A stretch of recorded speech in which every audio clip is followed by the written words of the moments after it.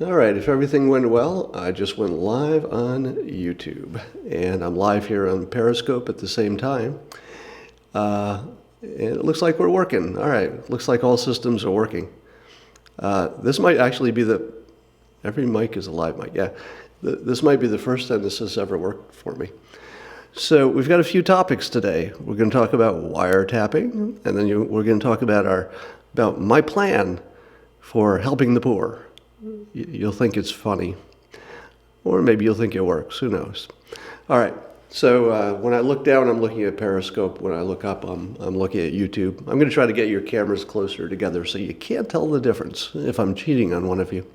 Let's talk about wiretapping first. Let me tell you the funniest thing to me about the whole the whole wiretapping thing.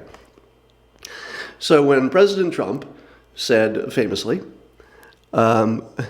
that Obama wiretapped him during the campaign, or however he worded it on his tweet, and the world went crazy. And here's the funny part.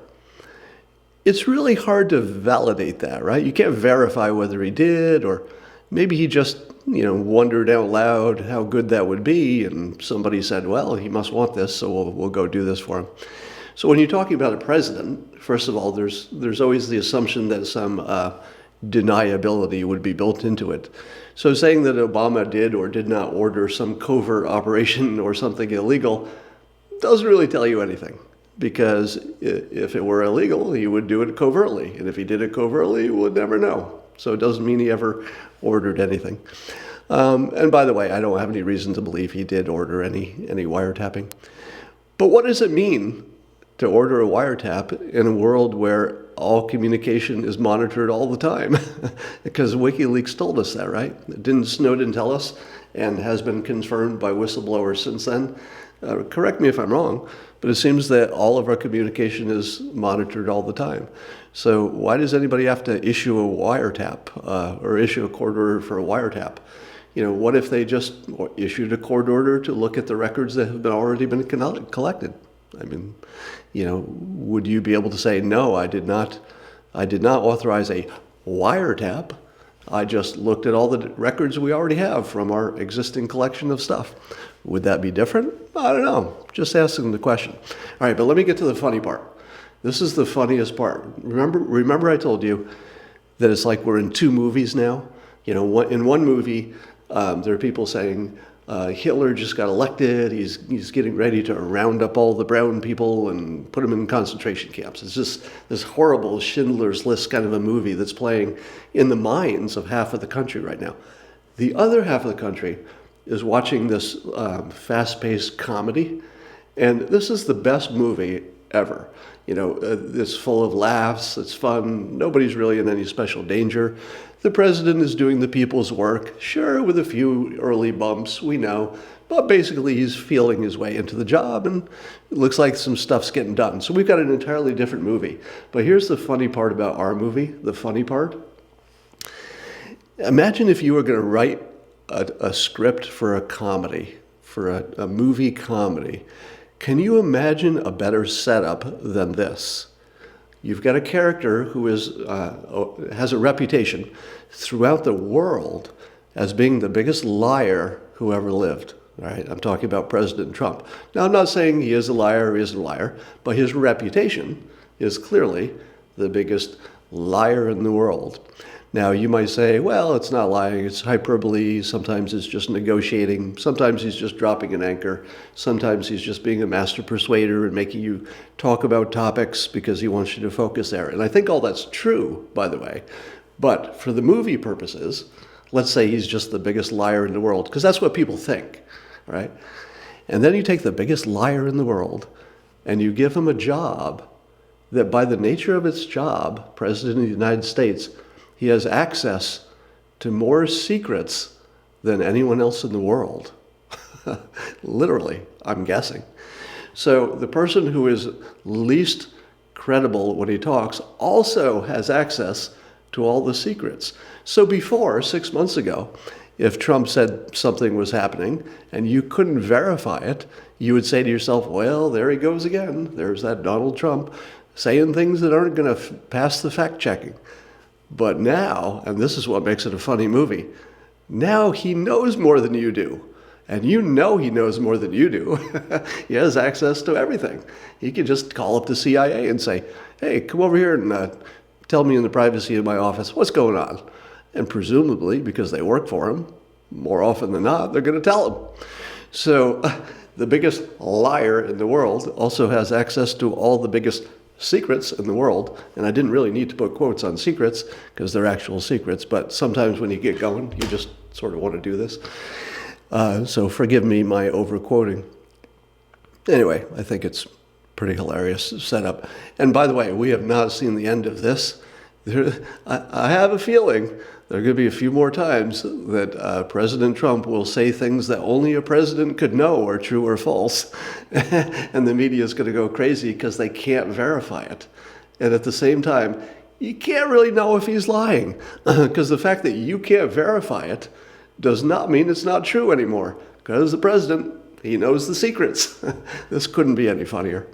All right, I'm going to look at your comments here on both YouTube and Periscope. I should be on the cover of Men's Fitness, somebody said. Well, I think I'd have to work out a little bit more than that, but thank you. I don't play favorites anymore. All right. So let me try a new technology. This is only going to be apparent on for the YouTube viewers. I'm going to see if I can switch my screen. Let's see if this works. I'm going to switch my screen and see if you can see this now. So in a moment, you should be seeing a different screen on YouTube. And that's my whiteboard. Hey, there it is. And I'll move over a little bit so that I'm also showing. Now, here's my idea. This is just a sort of a thought experiment, right? And we're changing topics, and the topic is how to help all the poor people. All right. So if you were to come up with, let's say, a Republican plan to help all the poor people without taxes, what would it look like? And here's the idea. And again, this is just a thought experiment because it's fun to think about. It might make somebody think of an actual good idea, but I'm not presenting this as a proposal. I just think it's a really interesting idea to think of. Suppose you passed a law, or you just passed an expectation. Let's just say you ask people to do this. It doesn't necessarily have to be a law.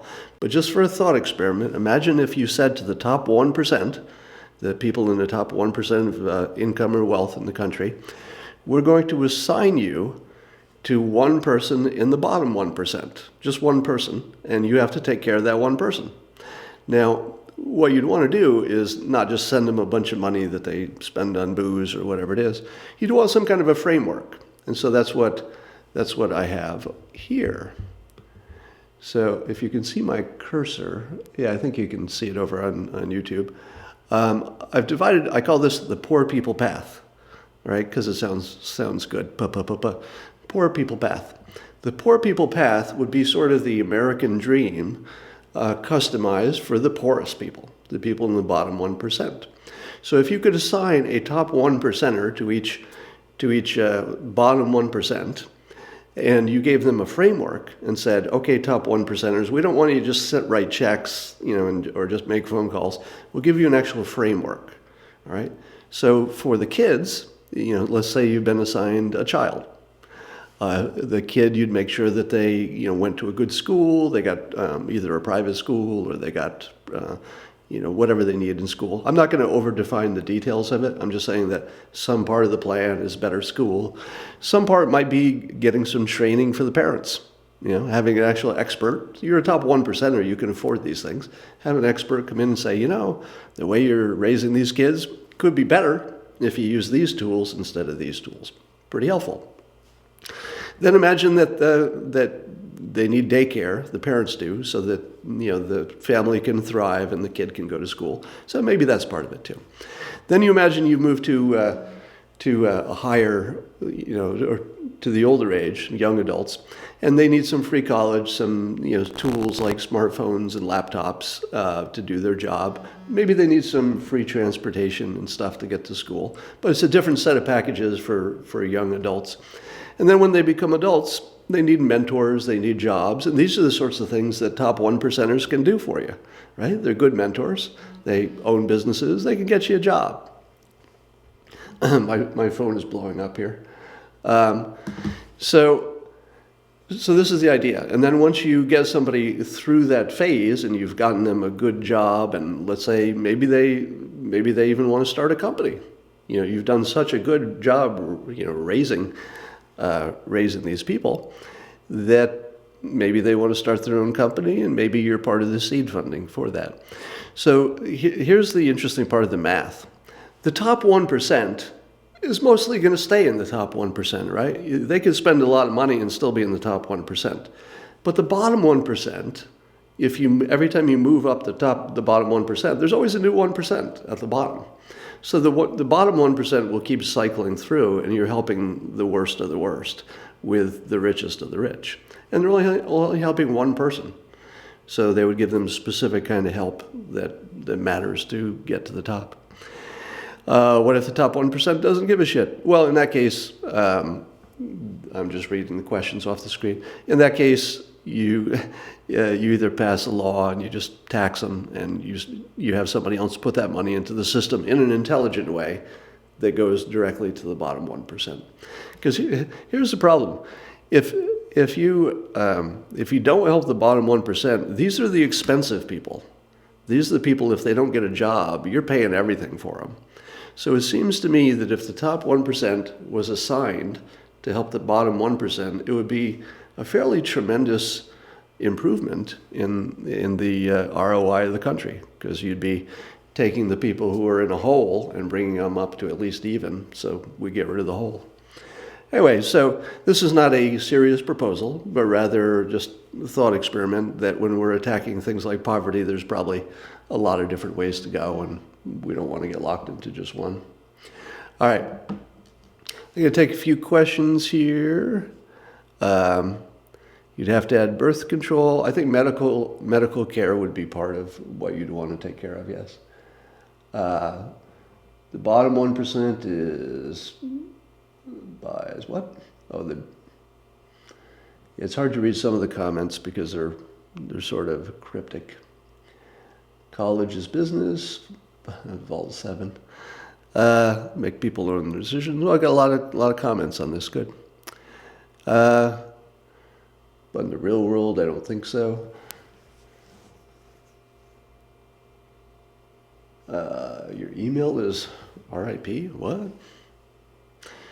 All right, let's talk about Vault 7 and the 0 year. So Vault 7 is apparently WikiLeaks' name for the new batch of revelations coming out. What I've seen so far is that these revelations are going to include stuff about the CIA's techniques for cyber warfare and hacking into people and all that. Now, what it's going to tell us is that the CIA can hack into anybody, and they're doing it. You already knew that, right? Now, I think there's also some issue about we'll find out just how capable they are, which might be scary.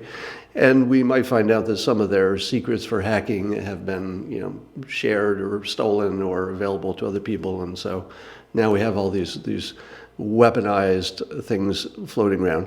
By the way, how many of you do not know what the term year 0 means? Because when we're talking about Vault 7, you'll see in the media that they use the phrase year 0 a lot. Most of you don't, right? I went into the news thinking today, I'm reading this year 0 all over the place. I'm seeing it all over the internet. I don't know how many people actually know what it is. Let me tell you. So year 0 is it's jargon from the antivirus, anti-hacking industry. And year 0 means it's an exploit, a hole or a bug in the system that allows somebody to get in that nobody knows about yet.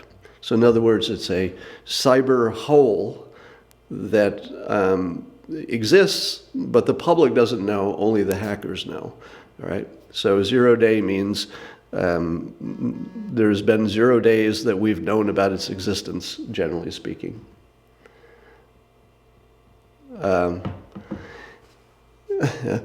It's Jesus' birth year. Well, that too. Sounds pretty scary though. Vault 7 and 0 days. Doesn't that sound like end of the world kind of stuff? Maybe it will be.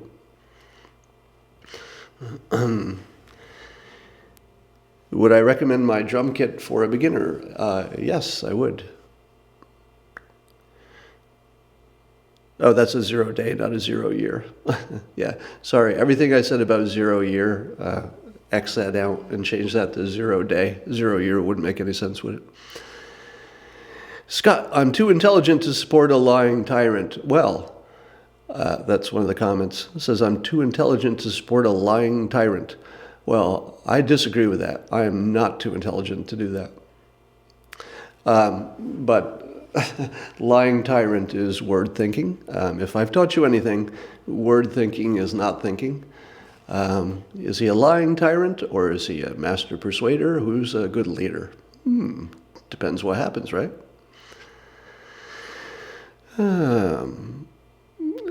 There's a question about WenHub, my startup, and would we match funds with the bottom 1% or something? You know, the style for startups these days, as soon as they can make some money, is that they somewhat automatically start allocating some of that to charity. And we plan to do something like that, but first we have to be profitable. So absolutely, if WenHub works, it's going to help a lot of poor people. I can commit to that, even with just my own funds. All right, we've got 541 people here on Periscope and 341 watching on YouTube. Periscope still wins.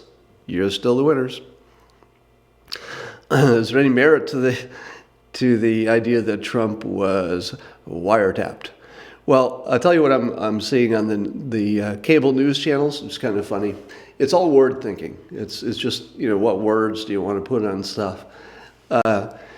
So the story is that General Flynn was in Trump Tower, and his conversation with a Russian diplomat was recorded in some fashion. And so people on the Trump side of things say, well, if Flynn was in Trump Tower and his conversation was being recorded, then you can say that Trump Tower was wiretapped. Of course, that's ridiculous because there are two people in the conversation. And the person on the other part of the conversation, if that person is wiretapped, that's an entirely different situation. You're just hearing both sides of the conversation, which is far more likely because, a Russian diplomat in the United States or anywhere really, they're going to be bugged. So if you extend that and sort of word think it and say, oh, if the Russian diplomat was bugged and he was on the phone with General Flynn, that's exactly like wiretapping Trump Tower. But it's not. It's not. It's just word thinking. We're all talking about the same thing. Somebody got wiretapped. It was probably the Russian diplomat because they're all wiretapped. Now, if General Flynn was also wiretapped while he was in Trump Tower, that's big news. But it probably didn't happen that way. It was probably they were wiretapping the Russian diplomat. But as I said earlier, what does it mean in a world in which we know for sure that all of our communication is being monitored? I don't have any expectation of privacy when I send a text or make a phone call. None. Because I've written enough about Trump, and I realize how this sounds when I say it, but I'm going to say it anyway because that never stopped me. I had enough influence on the election that if my phone isn't being watched, I don't know whose is, really. Chances are I'm being monitored. And so I try to live my life as though that's the case. And by the way, that doesn't mean that I never say anything that I wouldn't want public or wouldn't get me in trouble or anything else. I do say those things because that's what my communications are. I say whatever I think is true and useful and entertaining, and I want to say. I really don't filter myself that much, but I count on the fact that if the government was looking into me for no good reason, that would not be good for the government. So in other words, there's a little bit of mutually assured destruction going on. if I'm being monitored and something embarrassing came out later and there was no reason that I should be monitored, no legal action or something, the government would have a tough time explaining that. And I'm enough of a public figure that would be a national story.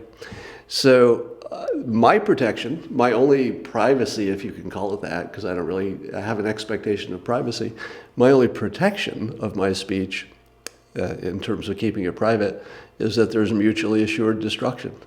If the government is spying on me and then uses that in some fashion, I know they're spying, but if they use it in some fashion and there's no court order that is backed up by anything that makes sense, that would make me an enemy of the country. Or not an enemy of the country, I'd be a patriot who was trying to destroy the government because the government was turning against the citizens. So I don't think the government wants that kind of a fight. I wouldn't. Is everyone now watching you being monitored? Yeah. Well, everybody's conversations are recorded. So what does that mean? It means we're all being monitored. It's just sometimes they care, and sometimes they don't. The only thing you can influence is whether they care. You have no expectation of privacy anymore. Yeah, somebody says they have a leaked recording of me using Russian dressing. It's true. I put Russian dressing on my salad the other day. Which way is the middle? Okay, let me get back in the middle here. Let's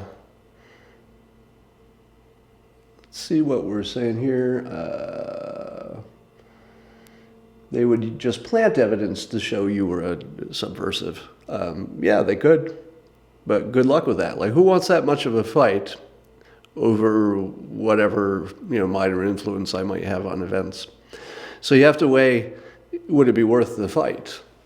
Taking me down is possible, but I'm not a big threat to anybody, right? I literally wake up every morning and think about how I could make the world a better place. Like, that's actually literally true.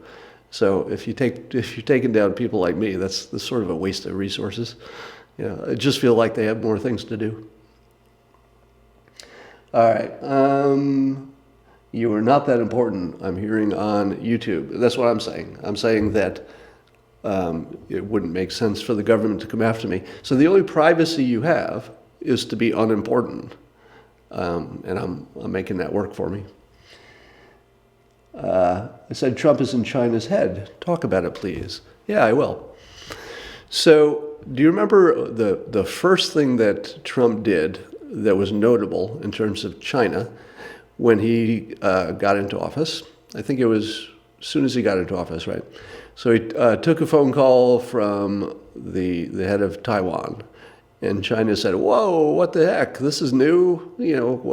What fresh hell is this? Get out of there. Stop talking to our little island that we claim as our own." And when that happened, I said to myself, "This looks like persuasion. It looks like he's softening him up for something to come. He's just pushing him off balance." The basic persuasion method that Trump uses all the time is he puts everybody off balance, because in an off balance world, the master persuader rules, right? If the world is stuck in its mode and it's operating the way it always used to, the way it's comfortable with, the way it always worked, the master persuader, the person who wishes to persuade, has much less power. So the first thing you do is you take the box and you just shake up the box, right? Because then when all the elements are running around and there's no rules anymore, he makes the rules, all right? That's what the master persuader does. First you inject confusion, and then you provide solutions. Because people are going to say, "We don't like confusion. What's going on? Is he trying to get Taiwan to be in a war with China? Why is he talking to Taiwan? What's he doing? We're all confused." All right. And then what happens when you're all confused? What's the thing you want? What's the thing you crave when you're confused? Certainty. All right. So, and then he provides it. Now, that doesn't mean it's so thought out that he's saying, I will cause this confusion and then I'm ready with this level of certainty. It's just that when he causes some chaos, some confusion, he is creating a situation where he has the home field advantage. All right? Chaos really works for Trump because in it, he's the loudest voice. And especially as president. I mean, he was the loudest voice before, but as president, even more so. So the first thing you do if you're negotiating is you knock somebody off their position, all right, and let them be responding all the time. So that happened. Then you see, fast forward, and we see some issues with the South China Sea. And I don't know all the details, but I think the United States acted a little tough about China, claiming those areas as part of their sphere of control in some way. And today somebody just sent me a link just now, before I got on, that showed that China had, let's say, softened its position from, hey, this is all our sphere of influence, to we're very committed to free travel of the seas, right? Because we're a commercial, we're basically a country that's a business, right? China is essentially a corporation. It's the voting doesn't matter so much, right? Just like a corporation. So you have leaders who, just like a corporation, got their jobs by sucking up to the right people and having a skill, right? It's a meritocracy. That the leaders of China got there by skill and connections, just like a corporation. And their company requires them to have customers, and the rest of the world are customers. So it makes perfect sense that they would start softening on at least sea navigation in the South China Sea. There was something about the Philippines president flip-flopping to, being more on the United States side in terms of open navigation too. So that might have been a factor. So in that backdrop, you've got North Korea testing some missiles. They got a little bit too close to Japan, and everybody's saying, hey, what if they put a nuke on those missiles? It's going to be trouble. And then we see China putting the clamps on North Korea, and they stopped buying coal. Now, I don't think that had directly anything to do with President Trump or anything he said. It's probably something they were going to do, and probably I think there's some anti-missile defenses that are moving into South Korea as a response to the provocation, but that was an Obama decision, right? So we're doing some things to defend that didn't happen during the Trump administration. He's just going forward with them. But here's my prediction. My prediction is that Trump, having pushed China off its safe position, both with Taiwan and then with the South China Sea, I think he's doing it a third time with North Korea. Because if you imagine that North Korea is our problem, then you act a certain way. But Trump has said clearly, North Korea is your problem. Think about the problem, the genius of that framing. Because, and let me say this as clearly as possible, because this is really important. Like the history of the world might depend on this point. That when Trump says North Korea is your problem, China, because they're in your backyard, he's also making it a point of honor, right? Now, if you don't catch that, you're missing the most important thing happening in the world right now, probably.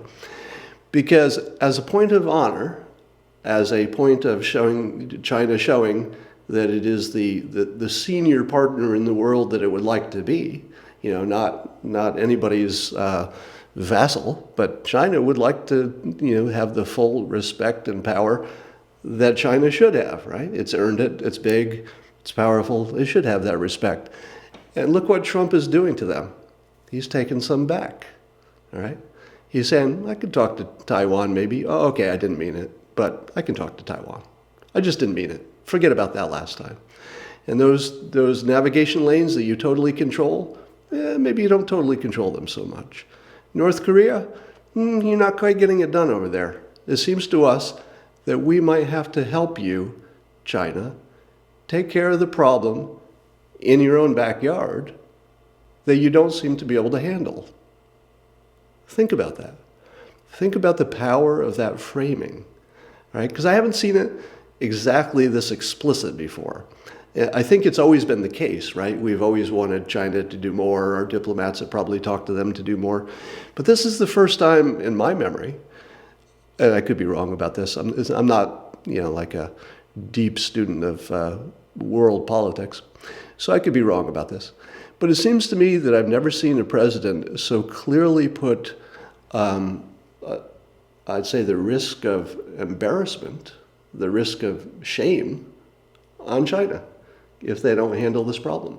Because it's pretty clear, and I think it's pretty clear to the world at this point, given the extra missile testing and the bellicose stuff coming out of North Korea lately, I think it's pretty clear to China that if they don't handle their own problem in their own backyard, that Trump is offering to do it for them.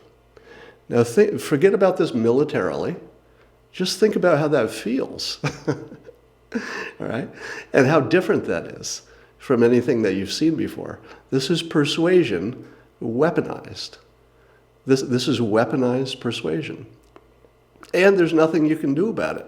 Because even if you see what he's doing, you know exactly what he's thinking, you know exactly what the trick is, you know it's persuasion, it still works. It works exactly the same. It will make no difference. Because the truth is, Trump, having framed it this way, if China doesn't take care of North Korea, it's pretty embarrassing to them. They want to be the senior partner. They want to be the adult in the room. And in my opinion, China does a great job of being the adult in the room, far better than anybody else, as far as I can tell, because they got a bunch of engineers running the country, literally people trained in engineering in charge of a country. What could be better? Seriously. If you had to choose a profession to put in charge of your country and say, okay, our leaders from now on can only be one kind of experience. Let's choose dentists. That's a bad idea. Let's choose lawyers. That's the way we do it. Worst idea ever.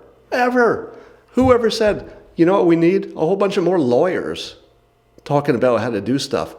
What do you think you get when a bunch of lawyers talk to each other? Obamacare, for example. Okay.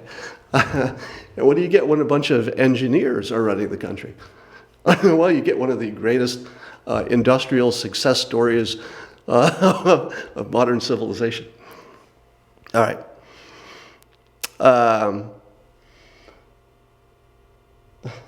I need to light my studio. Really? Because I thought the lighting looked pretty good. So I can change the perceived lighting. Watch this. Watch me do that. By changing the brightness. Almost too much, so that's just an overbright just to show you. Maybe I need to overbright it on my side so it looks right on your side. So we're going to test that. Doing a little test over on YouTube. Yeah, the periscope lighting is really good, isn't it? I think sound and just about. So this is what I call a system, not a goal. So I didn't have a goal to do a specific kind of YouTube or a specific kind of periscope or to have anything specific. What I had was a system. I write about this in my book, How to Fail at Almost Everything and Still Win Big, how systems are better than goals. Because if I had one goal for this, there's a good chance that I'd do a bunch of work and find out later that it wasn't even a good goal, right? It might not have been the thing that I needed to spend my time on. But if I approach it as a system, which is trying to learn as much as I can about how all this stuff works, how to live stream like I'm doing, how to do it on, looks like I've got worse picture on YouTube. So you're watching me literally learn this at the same time you're watching it, which was the point, all right? So I'm going to just jump in, embarrass myself, as I have a bunch of times. I think those of you who watched my early attempts on YouTube, where I would do an entire half-hour episode only to realize it wasn't actually streaming. So you've seen how many times I've failed along the way. But did it matter? It doesn't matter. Because at this moment, I know more about how to do this stuff, which is building a studio, putting the camera, the audio, editing it, and sending it out to the world. I know more than almost any of you watching. And that was the point. That's what a system gets you. I'm adding to my talent stack. So I'm taking the talents I had and figuring out what is the most strategic commercial, useful thing I could add to the stuff I have? And the clear answer was this, all right? Because video is the world, it's the thing that's growing. And I have this set of creative talents, and if I'm only putting them in newspapers, I'm sort of leaving a lot on the table. So I'm making the move over to video, and I'm learning as I go. I took courses on public speaking, I've done hundreds of interviews, so I'm unusually, I'd say I'm unusually comfortable talking to a camera. That's just another skill. It's something I added to the stack. Yes, you're all my beta testers, somebody said. So I looked washed out on YouTube, so I'm going to pull down the brightness a little bit, see if that makes a difference. All right, so you can see the experimenting happening in real time. And let me send that change over there. All right, I'm going to have to go do some other things with my life right now. I'm going to say goodbye to YouTube first, and then I'm going to say a few words to my Periscope people. So hang on, Periscope. I'm just going to sign off on YouTube. I'll see you YouTubers again soon. I hope.